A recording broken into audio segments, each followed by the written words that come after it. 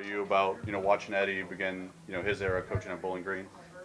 So proud of Eddie George, and he's just, I always call him a Renaissance man. I mean, he was a great athlete, went on to become a great NFL player, gets his master's at the Kellogg School, on Broadway, owns companies, in TV, and then one day he decided, you know what, I want to go back and help kids. And he jumped into coaching, which is not an easy thing to do, did a fabulous job at Tennessee State, and he is so excited to be at Bowling Green. I mean, every time I talk to him, he's just like a kid. And so he knows he's got a lot of work to do, and he can't wait to do it. And I think the community is going to enjoy him, the university is going to enjoy him, and he's going to turn out some good teams. Is there any advice that you've given him, as he's really gotten into coaching or anything like that? I spent a lot of time visiting with him as he was beginning his coaching career, because like any good learner, he had a million questions. That's just the way he was. Well, how about this? How about that? He would call and say, we got this going on, got that going on. And you can see he just got more comfortable, and he got himself a staff that's aligned with his values and with the way he believes you play the game of football. And he's excited about his staff here. The only advice you give anyone is get better every play. It's the first game. The world's not going to end in the first game. If you have a resounding victory, it doesn't mean you've arrived, because you got to get ready to play the rest of the season.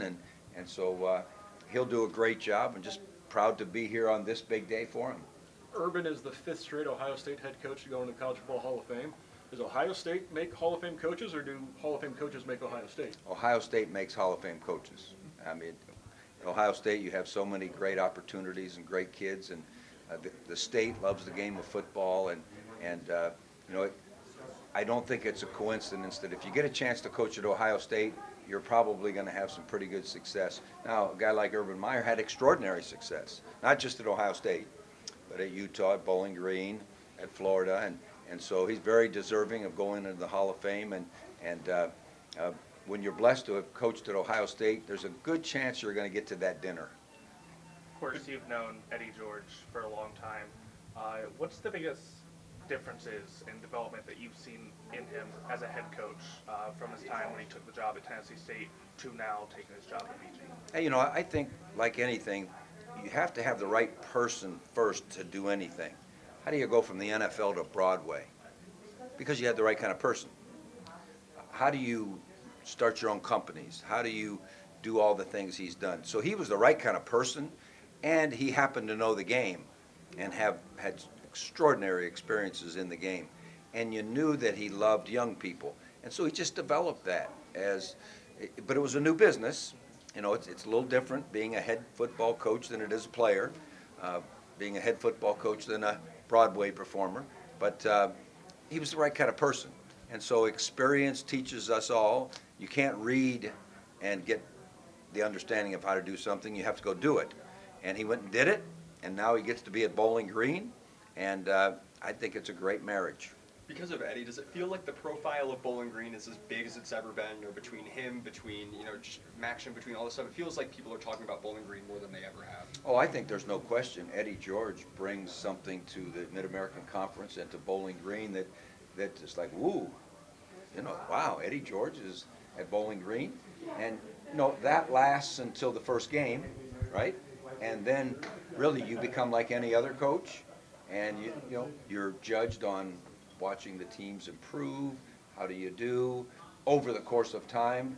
Nothing's built in one season, nothing's built in maybe 2 years, but if he can have a good sustained career here at Bowling Green, which I know he would love to do, that's going to add so much to Bowling Green and so much to the MAC, because he does get initial clicks or whatever we do nowadays, right? Because it's Eddie George.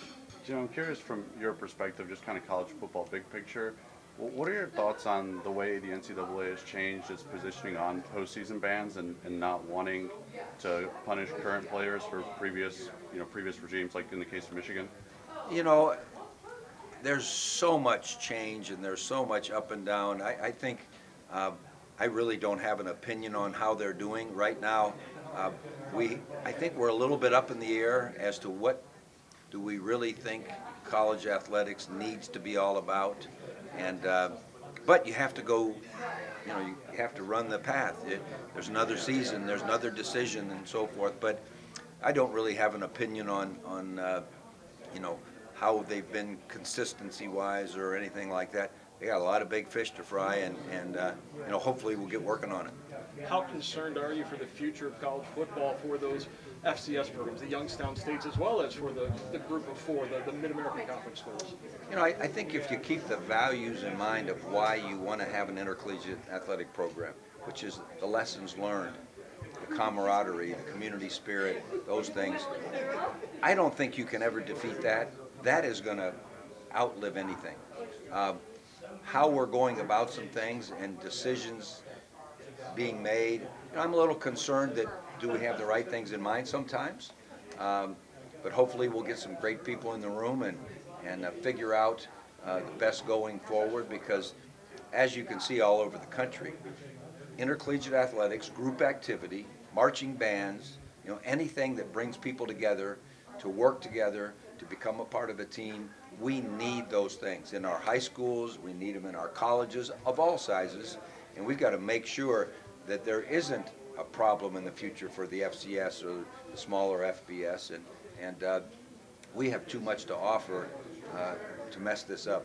Commissioner talked about wanting the federal regulations and things like that in place to kind of help with the state of college athletics. Just how much do you see kind of those in the state of Ohio, pushing and trying to get that as well, knowing the influence they have? Yeah, I really think that, like anything else, we first have to come up with what is the plan. And I think what's hard right now is I don't know that anyone feels as if, okay, I know exactly where we want to go with intercollegiate athletics. And I'm not sure you'll get some of those federal conversations completed until there's a clarity of, okay, exactly where is this going, answering all the FAQs, like, well, what about this, and what about that, and how are you going to handle this? And so I think we have to really get a clear path ready, and then we have to figure out, we're not like the NFL or the NBA or Major League Baseball. We're not going to fire a player in the middle of the season.